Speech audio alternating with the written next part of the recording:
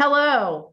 On behalf of New Wellness, it is my pleasure to welcome an international audience to the webinar entitled Safety and Efficacy of Ultrafiltration in Reducing Mortality and Heart Failure Events, the Avoid HF Win Ratio Analysis. All participants will be in listen-only mode. After the presentation, there will be an opportunity to ask questions, which may be submitted during the Q&A panel at the bottom of your screen. Participants are advised that the content of this presentation is being recorded for playback purposes. A replay of the presentation will be available on the New Wellness YouTube channel later next week.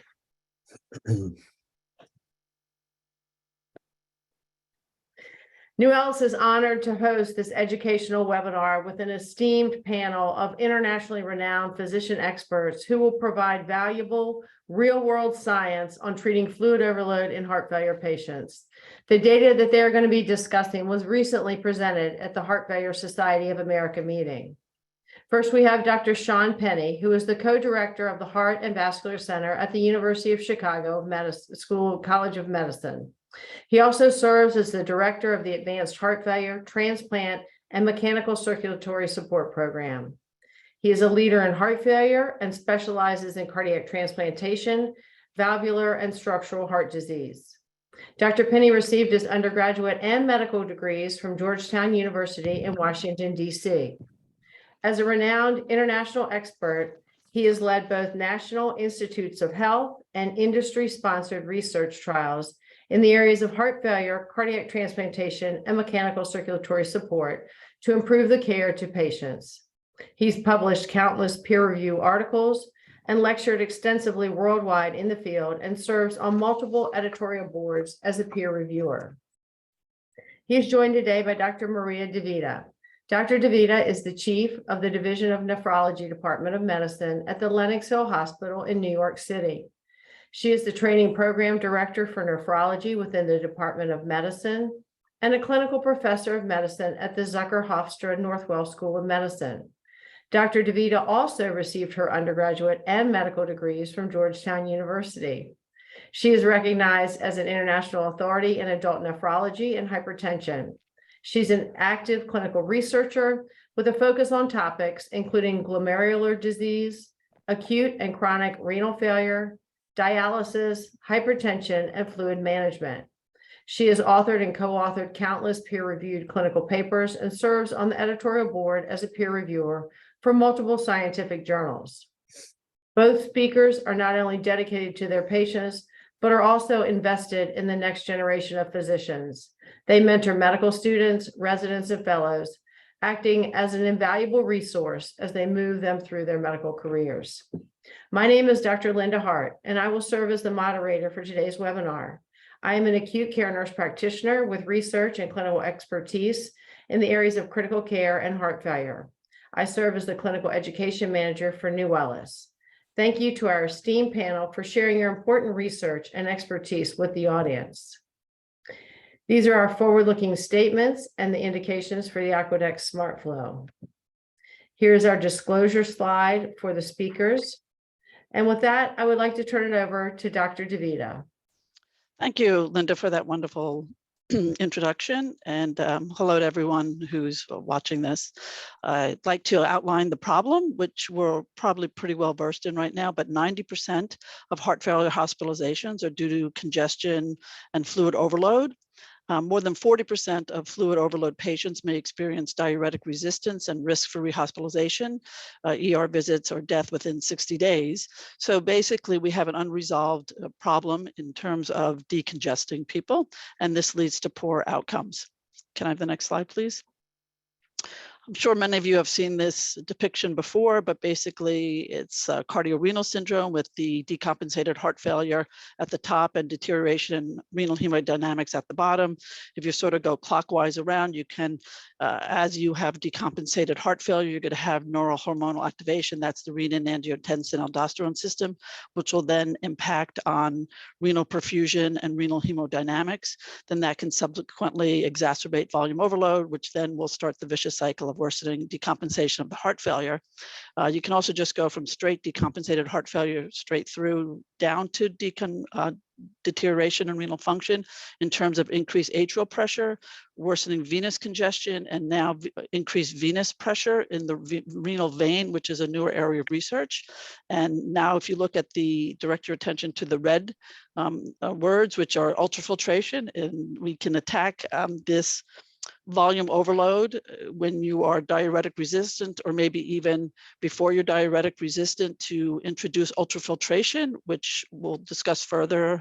But it's the extracorporeal circuit of removing fluid in a way that siphons fluid off of the body without impacting on renal perfusion. And we do that to avoid neural hormonal activation. We do that to lessen the vicious cycle of decompensated heart failure, and also to create a decrease in the venous congestion. So it's just sort of revolving, and we're trying to stop that at different points along this cycle. Next slide, please. The other advantage of the Aquadex therapy, which is depicted on this slide, is that it also removes a lot of sodium. So it's a mechanical diuretic and a natriuretic tool. And since we know that people who have total body fluid overload are salt and water overloaded, so a lot of times clinicians will think of it as water overloaded, but it's clearly salt and water overload. So the removal of the fluid by ultrafiltration is also very controllable and adjustable, whereas diuretics, you'll give the diuretic, you might have to wait 3 to 6 hours to see if it's effective or not. The extracorporeal circuit and the ultrafiltration via this mechanism is adjustable in the moment. So I can increase it every hour, or every 30 minutes, or I can leave it be. And I can also go up and down on the rate. And it's much more versatile than the waiting for the diuretic to kick in. The ultrafiltration also works through convective forces. So it creates a negative pressure, and it will serve as a pure ultrafiltrate. We use this terminology a lot in nephrology. So it will exactly mimic the ultrafiltrate that comes across the membrane, will mimic what your plasma concentration of electrolytes are.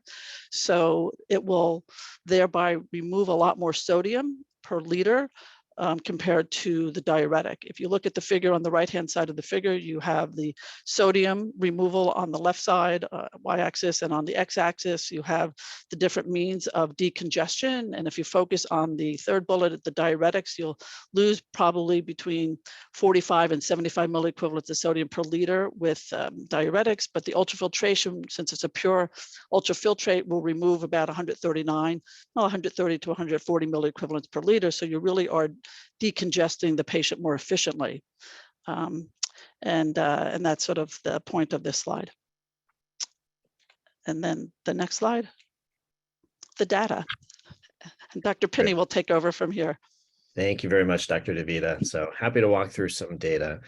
So I want to take you back a couple of years to the Avoid HF study. This was a study that had as its hypothesis that ultrafiltration, adjusted ultrafiltration, would be more effective in treating patients with decompensated heart failure than with IV loop diuretics, and this would result in a lower rate of heart failure rehospitalization or heart failure event over the next 90 days. Now, this study was well on track to be the definitive study of ultrafiltration in this decompensated patient population. But unfortunately, the study was terminated prematurely before enrollment could be completed. It was terminated by the sponsor, really, quite honestly, due to financial concerns rather than due to any concern over patient safety or clinical futility. Now, unfortunately, only about 25% of the targeted number of patients were enrolled, and this limits the amount of statistical power that one has to prove the endpoint.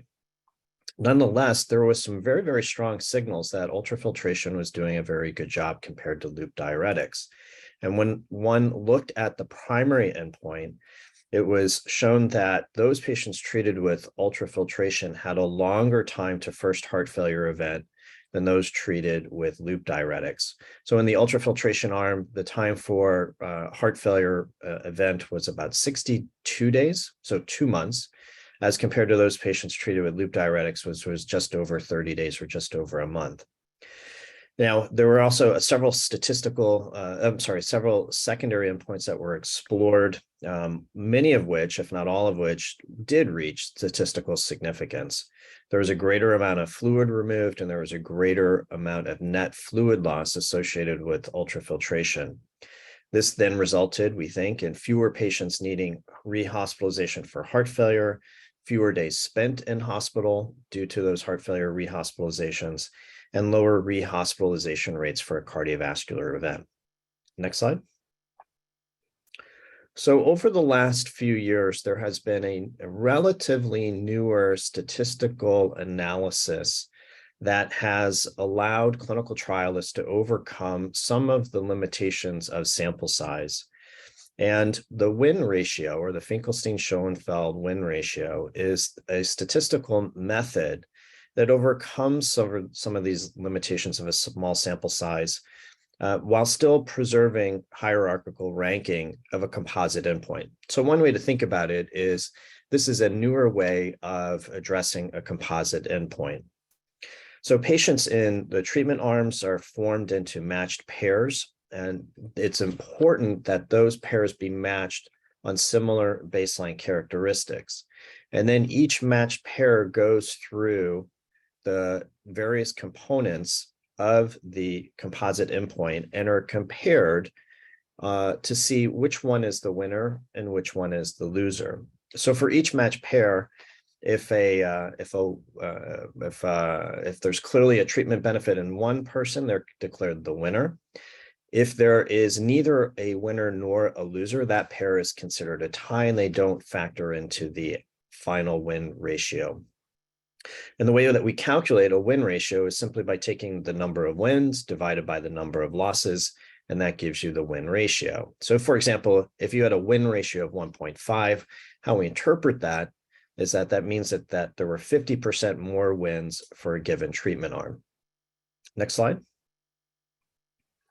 So when Dr. DeVita and I and Dr. Costanza and I were talking, we thought, why don't we apply the Finkelstein-Schoenfeld win ratio to the AVOID-HF dataset? The dataset existed. Maybe we can tease out whether there was a stronger signal in favor of ultrafiltration. So we collectively thought that the best way to analyze this was to look at a 3-component composite endpoint. We looked at cardiovascular mortality within 90 days. We looked at 30-day heart failure events, and we looked at the time to the first heart failure event, whichever one was longer. And then we also looked at a secondary endpoint, which was to look again at cardiovascular mortality, but now instead of looking within 90 days, to shorten that window a little bit to 30 days, and then also to look at heart failure event within 30 days and time to that first heart failure event. Now, in this particular analysis, the way that we defined a heart failure event was any heart failure rehospitalization, but we broadened it out. We also included any unscheduled outpatient or emergency room treatment for worsening heart failure treated with either IV loop diuretics or vasoactive medications or with outpatient ultrafiltration. Next slide. As I mentioned before, it's really important as you set up this particular analysis that each pair get very, very carefully chosen and matched together. You want to match like to like.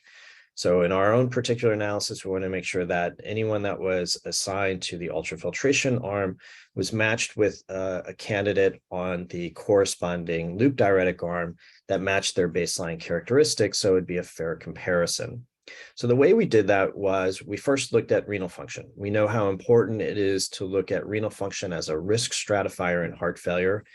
And we divided that continuum of eGFR into 5 discrete buckets, going from an estimated GFR of less than 39 all the way out to those who had an estimated GFR of 85 or higher. After we did that, within each one of those 5 buckets, we then stratified based on ejection fraction. And there we cut it into 3 tiers, reflecting the new universal definition of heart failure. So patients with an ejection fraction of 40% or below, those patients with heart failure mid-range EF, so between 40 and 50, and those with preserved ejection fraction with ejection fractions greater than 50%.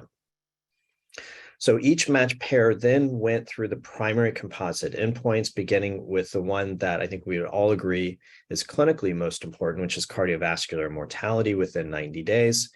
If neither one of the pair had died within 90 days, they then went to the second test, which is to test whether or not either one of them had a heart failure event within 30 days. And if neither one had a heart failure event within 30 days, they then moved to a heart failure event within 90 days and were compared to the length of time that it took for that heart failure event to occur. So the first participant in any matched pair to experience an event is assigned the loser, and the other participant is assigned as the winner. Next slide.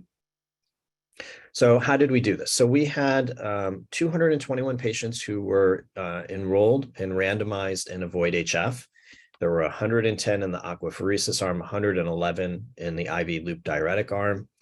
And within those groups, we limited those patients who had incomplete data. That resulted in 107 in the ultrafiltration arm and 108 in the loop diuretic arm. Then there were some of those candidates who couldn't be matched, and that ultimately led us to identify 98 eligible pairs that were, each one was similar to the other based on those baseline characteristics. And then we walked through the three aspects of the composite endpoint and compared them. So let's take a look at the results.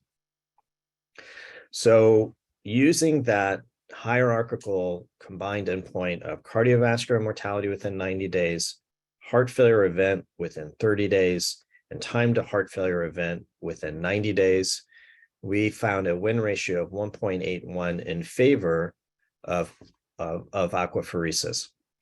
And so when we go and look at that a little bit more granularly, there were, within the aquapheresis arm, there were 29 winners. And in the IV loop diuretic arm, there were 16 winners, or another way of saying that, 16 losers in the aquapheresis arm. And we calculate that ratio of 29 over 16, and we come up with a win ratio of 1.81. And this was statistically significant with a p-value of 0.04. We then repeated that analysis by changing the composite endpoint slightly, swapping out cardiovascular mortality within 90 days for cardiovascular mortality within 30 days, keeping the heart failure event and time to heart failure event endpoints the same. And what we found was that ultrafiltration performed even better with a win ratio of 2.09. Next slide. So we did look once again at the results of AVOID-HF, and we went back to look in the selected population that were paired for the win ratio analysis, what was the incidence of serious adverse events. And they were low, but they were slightly statistically more significant in the ultrafiltration arm. So 16 versus 6. So 16 in the UF arm and 6 in the loop diuretic arm. And it's important to say that there was no death in either treatment arm that was attributable to treatment or to an adverse event. And so we also looked very carefully at those patients who had serious adverse events that we considered to be of special interest, and we found that they were similar between the two arms. Next slide. So this leads us to several very key takeaways from this new analysis. And the first is that this primary win ratio analysis of the AVOID-HF data clearly shows that ultrafiltration was better than loop diuretics in reducing that composite endpoint of cardiovascular mortality, heart failure event, and time to heart failure event with a win ratio of 1.81. And this was statistically significant. The secondary win ratio, looking at cardiovascular mortality within 30 days, was even more impressive with a win ratio of just over 2. And it's important to say that adjustable rate ultrafiltration with Aquadex offers superior clinical benefit in this composite endpoint when reducing cardiovascular mortality and heart failure events when compared with IV loop diuretics. Now, this is still very much an analysis of an older data set, and there's still a desire to test these findings prospectively in a well-designed, well-executed, multi-center, randomized clinical trial. And I'm very happy to be working with Dr. DeVita on this. This is the reverse HF study, which is currently enrolling patients. And we hope that for those of you who are on the call who are participating, thank you. And for those of you who are thinking about joining us, please jump in. The water is great. We'd love to have you as an investigative site. So let me pause there and turn things back over to Dr. DeVita and Dr. Hart. Great. Thank you so much for that very thorough overview of this study. And very exciting data. And I think we don't have crystal balls, but clearly looking at this data and the signal that you saw in Avoid and then being able to analyze it in this manner, I think makes that vision in the crystal ball a bit better. And so to your point, I think we're very encouraged about the reverse HF trial. So one question I do have is, and I'll start with Dr. DeVita, how might this data change your practice, or how might you use this to talk to colleagues who might be a little bit on the fence about this therapy? Yeah, thank you. What I've been trying to advocate is that the aquapheresis is safe and it has been proven more and more to be effective. I think the hard part of getting any group involved with it and new people to the modality is the change of the thought that you need access, that it's a device. In the renal community, we're very fluid with using different types of equipment to remove fluid and to clean the blood out. So we have all sorts of machines that can do that. So the Aquadex is just another tool in that armamentarium. And I think once you sort of see that it's safe and effective, it really does help the patients a lot. So I sort of try to let people who haven't used the modality be aware that the thought process, ultrafiltration, that technology has been around since the 1960s, and we're just sort of getting it over to the heart failure patients as opposed to the renal failure patients. And it's a perfect tool, and I like it because it's a lot simpler than the dialysis equipment. Has a very small extracorporeal volume, about 30 milliliters or 35 milliliters. And it just, you dial up a urine output, as I like to say. Great. And Dr. Penny, what are your thoughts in terms of how this data might change your practice and how you can have discussions with some of your colleagues? Well, I think it reinforces the signal that we saw in Avoid HF and gives us even more confidence that ultrafiltration can deliver those clinical benefits that we need for our patients. I think these are data that resonate not only with clinicians, but also with hospital administrators. Look, we all know that, hospital beds are a precious resource. And we also know that heart failure hospitalizations are not good for patients and they're not good for payers. So the fact that this new analysis proves to us that ultrafiltration can deliver those clinical benefits gives us more of a desire to implement this therapy in our hospitalized patients. Great. And continuing on that same thought, because you're exactly right, hospital beds are precious. And I think we saw that certainly in COVID, and there's no letting up, I think, with certainly the burden of heart failure. And so what tips do you have, Dr. Penny, for how do we identify these patients early? We know we have other data using this therapy that clearly show that the earlier we can identify patients, it is effective, and we can sort of shorten those lengths of stay. So based on, maybe you can talk a little bit about how you identify them, and in that sort of determining, when diuretics are inadequate, because this is oftentimes the case we find ourselves in, right? They come in, we give diuretics, and trying to find that sweet spot to really when to pull the trigger. So like Dr. DeVita said, we can dial in the urine output that we want in that volume. So give us some tips on that. Yeah, absolutely. So I think it's important to say that ultrafiltration it has been very, very helpful in the population defined by Avoid HF. So it may not be for everyone. So we do know diuretics work, and the kidneys do work in a lot of patients with heart failure. So for those patients who are presenting with new onset heart failure, their first episode of congestion, I think it's appropriate to treat them with diuretics. Let's get them decongested with loop diuretics, get them initiated on to guideline-directed medical therapy. But when we look at the patients who were treated in Avoid, these are a different group of patients. These are patients who are already on therapy. They're not only on guideline-directed medical therapy, but they're also on oftentimes diuretics. They're on an outpatient diuretic regimen, and yet they came in congested. So that tells us there's something different about this patient on this hospitalization as compared to when they first presented with heart failure.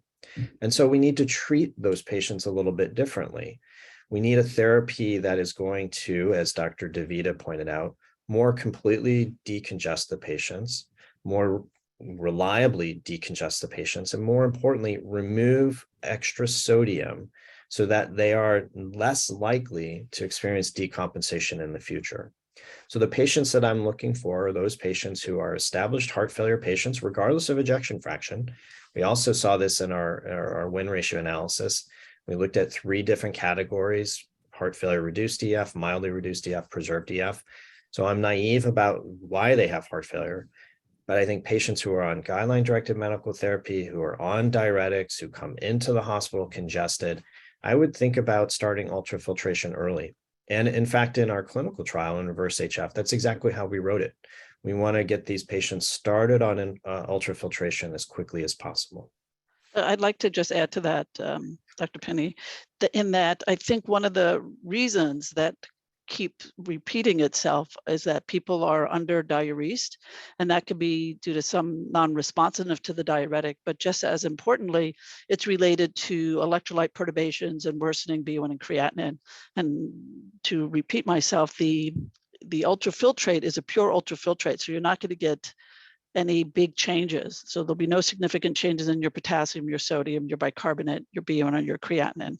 And that's another advantage of the Aquadex system, is that you won't have to worry about those perturbations that then limit your diuretic dose. People don't like seeing that creatinine going up and that BUN going up, or the potassium going down, or the sodium going down. So it sort of obviates part of that. So that's a very important aspect to the therapy. Great. And I think while we're thinking about creatinine, sort of where Dr. DeVita, people get really nervous about, what creatinine, can I start this therapy? When do I start getting worried? There's been some new literature, of course, that tells us that the increase in creatinine actually tells us that the kidney is working correctly. So it's really a marker more of getting the kidney decongested. So if you could speak to that, that would be helpful. Yeah, I think the creatinine isn't a great marker, but it's the one we have. So we have to just run with it. And yes, part of the decongestion process is that we tend, with traditional diuretics, is that you're going to overshoot the diuresis as far as what the kidney can handle, and you tend to become azotemic in that moment, meaning that you've decreased the intravascular volume enough that the kidney is sensing a decreased perfusion, and then we'll try to retain salt and water, BUN, and creatinine. But that doesn't mean the patient is dry yet. It just means that the refill rate, the plasma refill rate, is just out of sync with the diuretic rate. So more recent literature, like Dr. Hart mentioned, is showing that if you have that permissive hypercreatinemia, that sort of shows that the kidney can respond and that you have room to decongest people further. So it all comes down to capillary refill rate, or what we like to call plasma refill rate, and the rate of the diuresis. And that can't really be regulated easily with diuretics. It can be modulated more quickly and easily to match with the Aquadex, because you can change it minute by minute or hour by hour. And I think that's one of the bigger advantages of the Aquadex. Great. Thank you. Any additional comments for creatinine, Dr. Penny? Nope, you're on mute. I had a fire alarm going off behind me. I don't know if you heard it earlier. One of the lessons that I've learned gets to that point that Dr. DeVita was explaining, which was exceeding the plasma refill rate. And I think myself and some of my colleagues, when we were first using this therapy, had the mindset like we'd often do in medicine, which is start low and go slow. And what we found is that we would start at a low rate of ultrafiltration, and over the next 24, 48, 76 hours, we would go up higher and higher on the rate.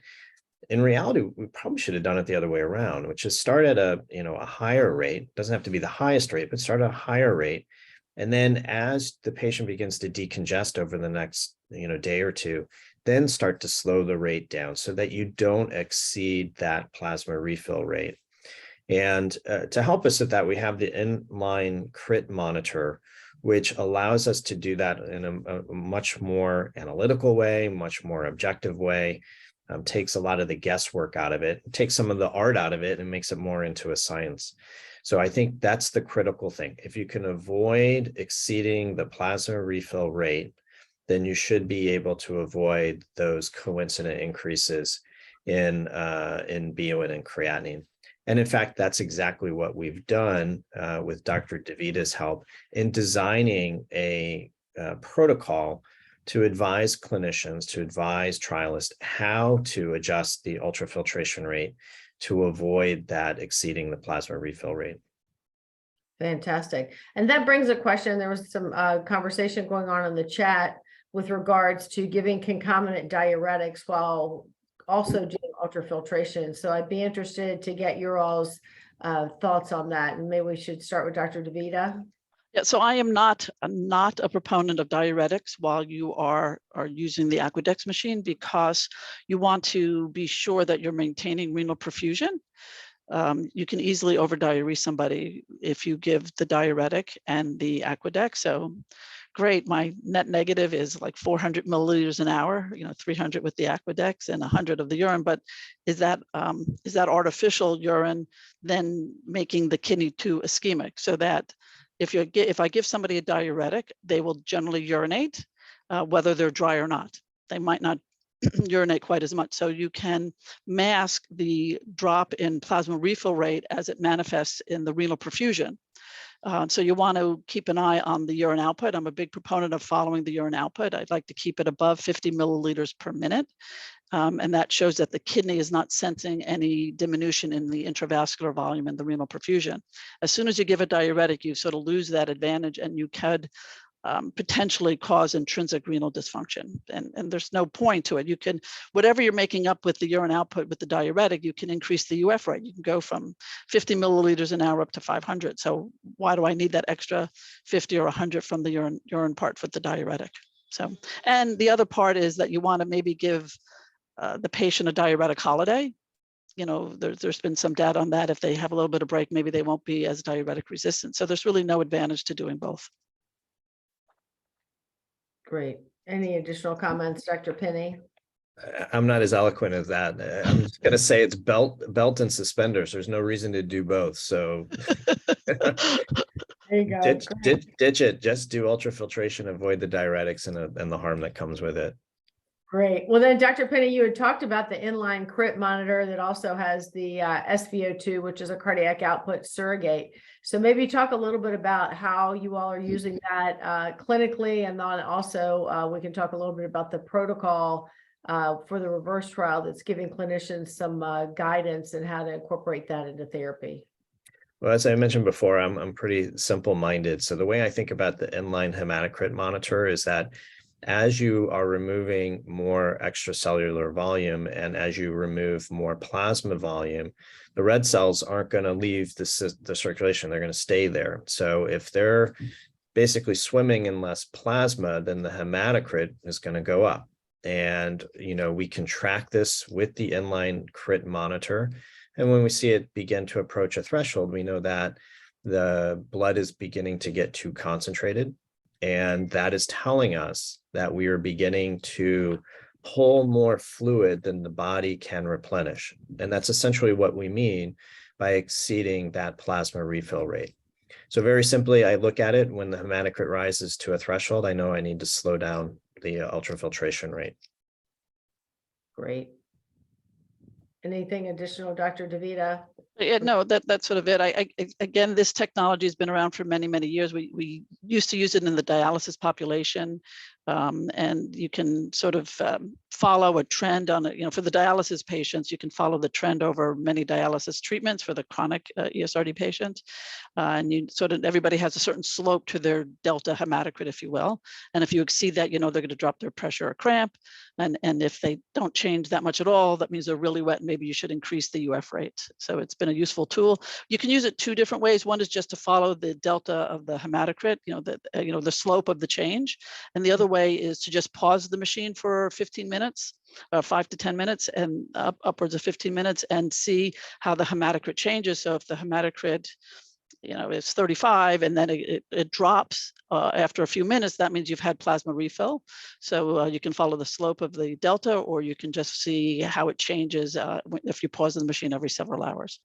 And as long as you have a dip in the hemoglobin, a dip in the hematocrit, that means you have more fluid to get rid of, and it's still mobilizable.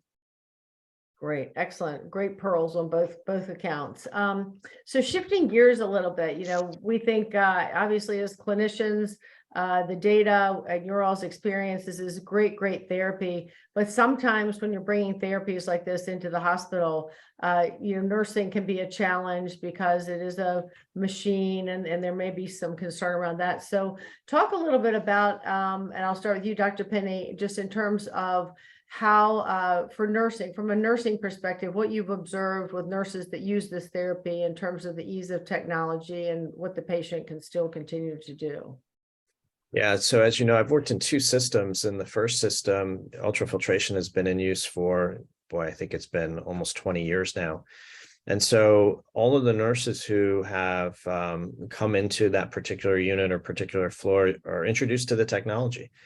And all of their peers, all of their colleagues have been using it for many years. So there's a comfort level and a knowledge base that extends throughout all of those users. And I've had the opposite experience, which is working in a center where ultrafiltration was naive and we had to introduce it. And so, look, there's a natural tendency to kind of fear the things that you don't fully understand, but I just want to compliment my colleagues here, my nursing colleagues, that they did embrace this technology and have learned to work with it. I think that there are some pluses to it. So number one, after you prime the system and attach the system to the patient, it's plug and play. The ultrafiltration will adjust itself. It's not CVVH. You're not standing there. You don't have to change your nursing staffing ratio. You can keep it in an ICU with your typical 2-to-1 nursing ratio. And in some hospitals, you can even bring it out to the floor. And there you might have a nursing ratio of 1-to-4 or 1-to-3. But the point is that this is not CVVH. So it's a user-friendly form of ultrafiltration. There are some things that one does have to be aware of. And I think one of them is anticoagulation. And so we in Reverse HF do provide recommendations about systemic anticoagulation. And I know that Nuwellis does a fantastic job with inpatient in-services, meeting with nursing staff, educating them not only about different ways to anticoagulate patients, but also how to troubleshoot the machine if and when that were to occur. And to just carry that on a step further, the machine has two buttons. It's the blood flow rate, which is 10, 20, 30, or 40 milliliters per minute, not hard. And then the ultrafiltration rate, which it goes from 10 milliliters up to 500 milliliters per hour. And that's it, up and down for both of them. We also have good buy-in from our nursing and our nurse educators. And when people use it, they're just astounded on how easy it is to use. And one of the nurses recently said that it was much more easy to use than any electronic medical record that she's ever tried to use. For the MedX and the CardX and all those things you have to document, they said, oh my God, this is like so easy. So just remember that it's easier than the medical record. Wow, that certainly is saying something.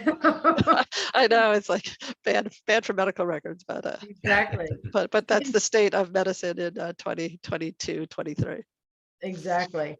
And so sort of taking it then to the end recipient, talk a little bit, Dr. DeVita, about how your patients feel about it. I imagine a lot of your patients see those big CVVH machines, and, as a family member, that's really overwhelming to come in and see at the bedside, but then to come in and see the small little Aquadex that looks sort of like an IV pump, so talk a little bit about patient and family experience. Yeah, so I've had experience where we have some people with advanced kidney failure that might need dialysis, but they're really fluid overloaded, and maybe an acute component that they are not end stage, but we just need to unload them. And we do use the Aquadex frequently in those patients because it is less intimidating. Plus, we don't need to use our dialysis nurse for the dialysis equipment. Yeah, the dialysis machines are big, cumbersome machines. The dialysate has to be regulated. The blood flows are in the capacity or the amount of 250 to 400 milliliters a minute, as opposed to the Aquadex, which is 40. So you just need a lot more bells and whistles to make sure that equipment is safe. So the patients are definitely not intimidated by the machine. They don't particularly like the access because no one likes to have an IV.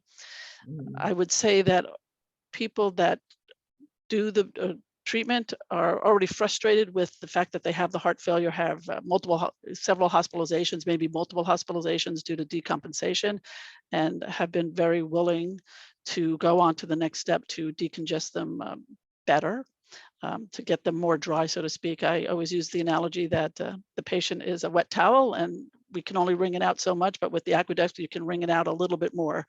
And that seems to bode well with them. Yeah, so it's not intimidating at all, the equipment. Great, perfect. So one question from the audience is around anticoagulation. And I know the recommendation is for heparin, using it at sort of the full dose with the PTT 80 to 100. But I was wondering if you all have any experience with just using oral anticoagulation or just using subcutaneous heparin. So that was the question from the audience.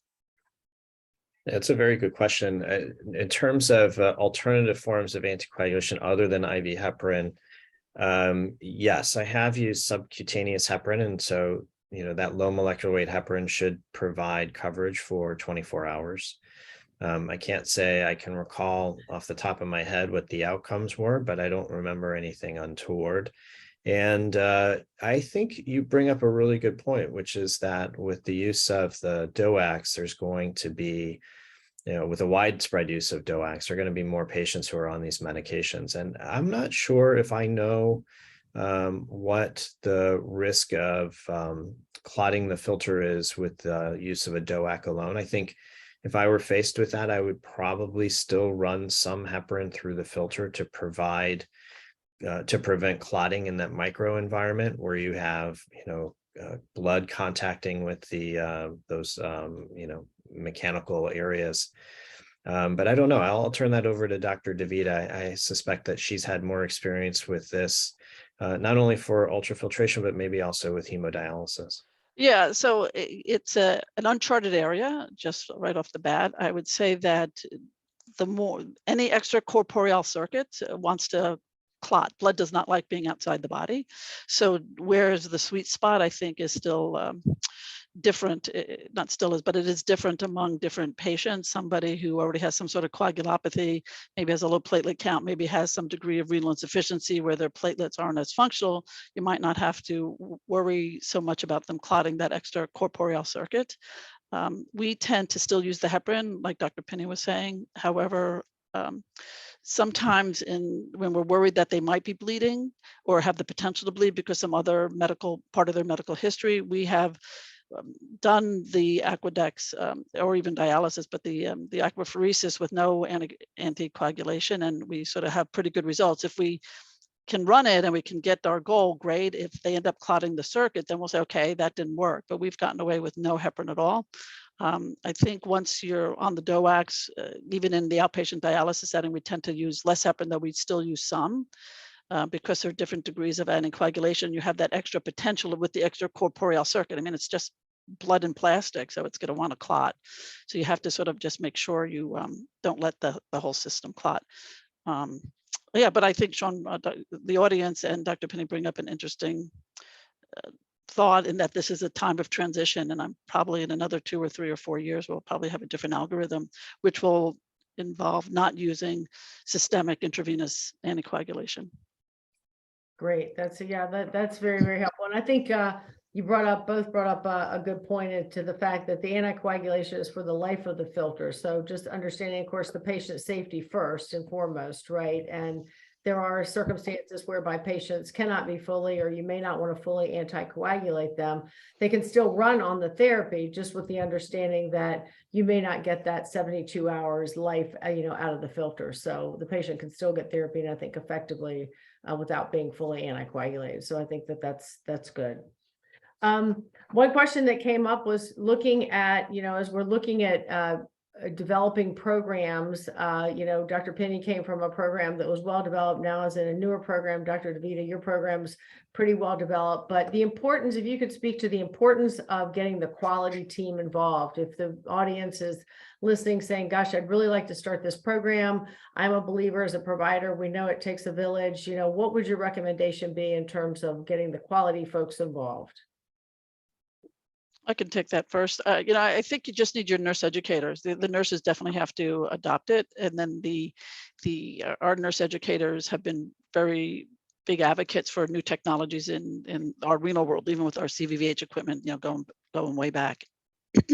So once you have them on site and they see how simple it is, then it's easy for them to spread the message, and then you just need an algorithm as to which floors would be the best adapted to it, or willing to learn the equipment. But once you have the educators, some unit that's willing to sort of have the nurses get educated, then it becomes very contagious as it goes on, because it is very simple to use.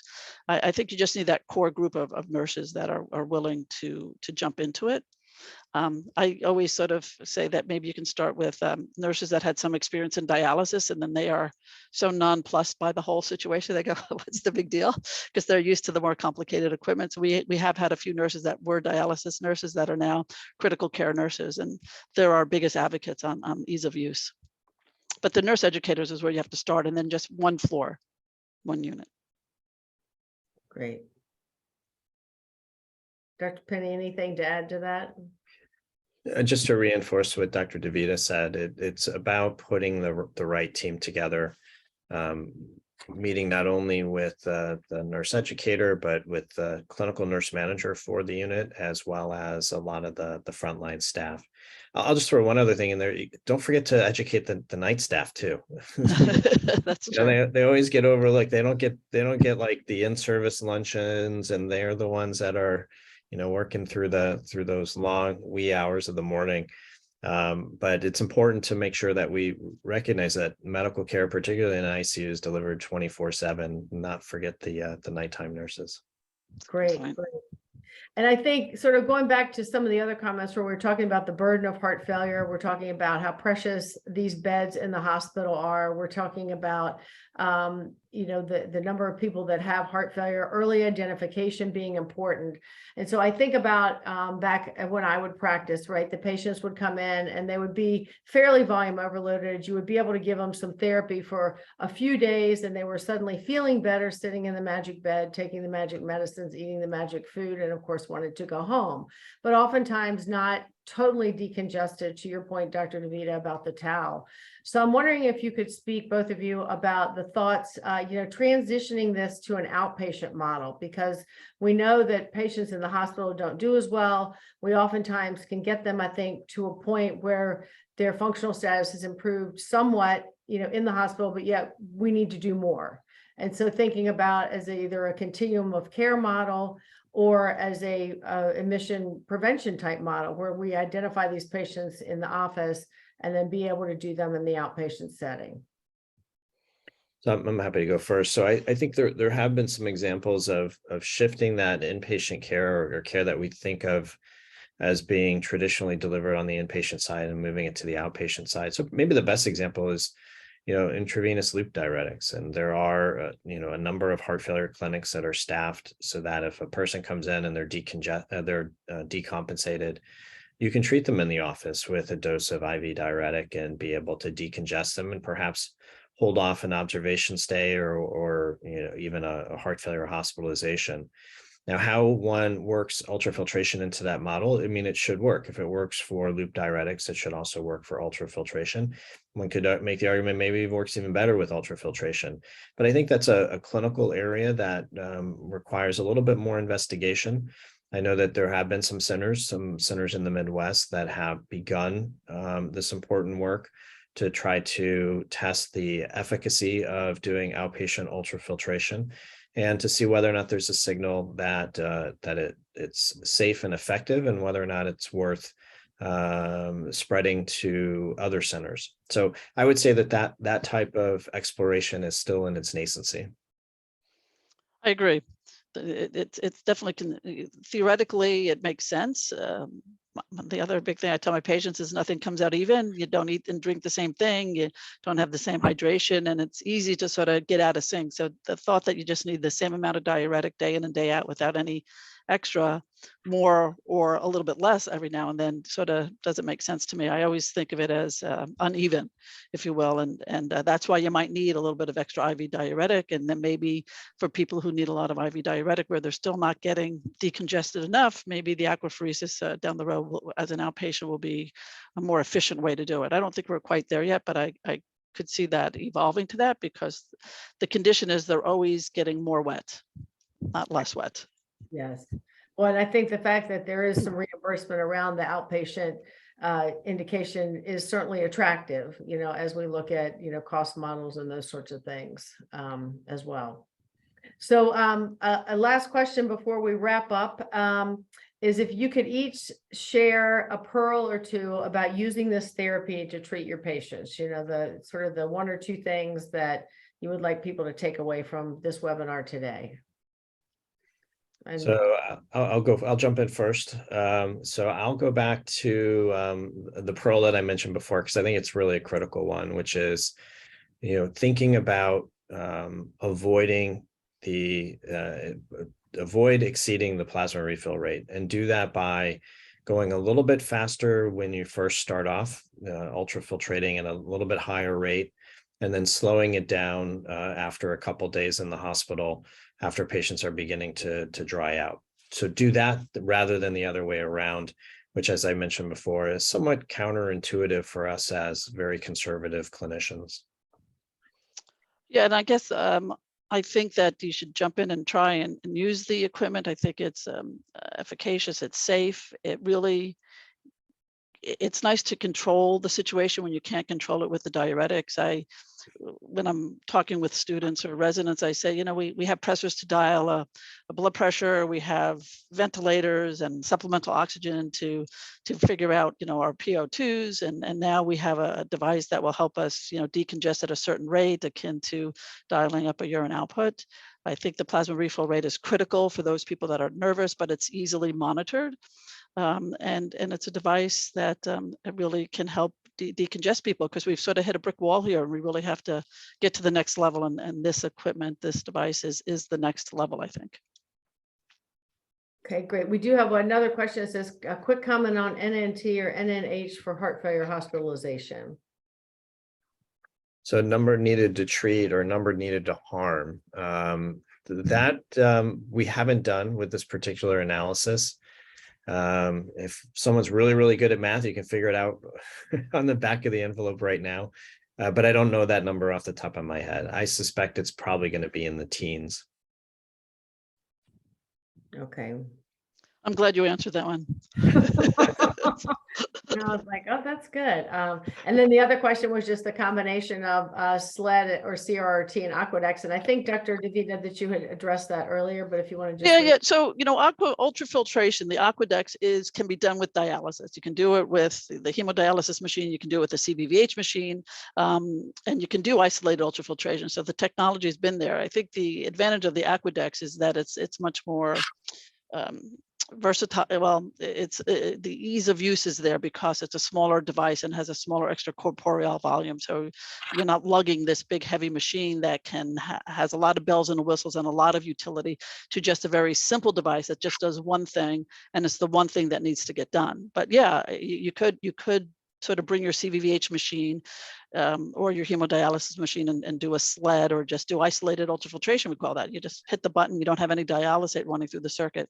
The hemodialysis circuits are upwards of 100 milliliters, so much more easily clotting there. You worry more about that. You have to flush the machines if you're not going to use anticoagulation. And you need a specialized nurse to run the hemodialysis SLED equipment. And then the CVVH is labor intensive for the critical care nurse or the nurse doing it if you don't need the dialysis part. So the aquapheresis is much more simple to use if you only need ultrafiltration.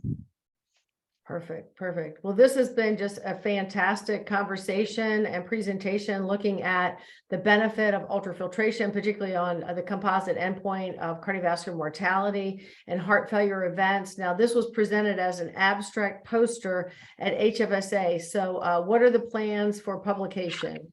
Where are we with full manuscript for our audience? So happy to say yes. We had a very good reception at the Heart Failure Society when we presented our data. The paper has been written, it's been submitted for publication, and is currently undergoing peer review. Perfect. And so our audience can stay tuned to all of our social media channels. And as soon as that hits the press, we will be all over that. So anyway, so thank you all again so much for all of our tips and tricks for how to be successful using this therapy. Thank you for your dedication to research, for the care that you give your patients, and for educating the next generation of physicians. So thank you all so much. Thank you. Thank you.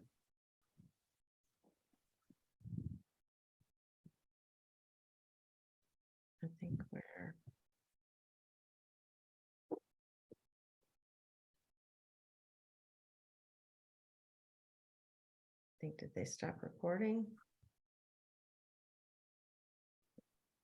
Okay, good. I think we stopped recording. All right. Thank you all very much.